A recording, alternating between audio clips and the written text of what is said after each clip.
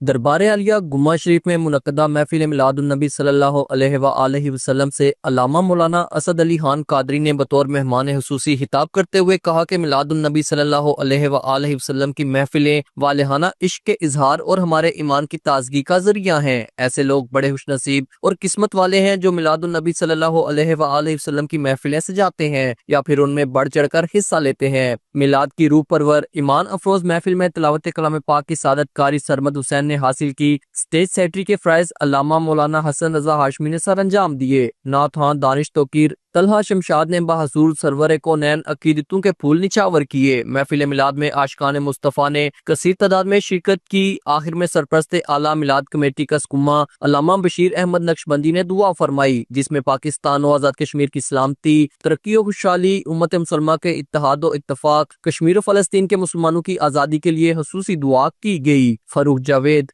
جے کے نیوز، کسکمہ۔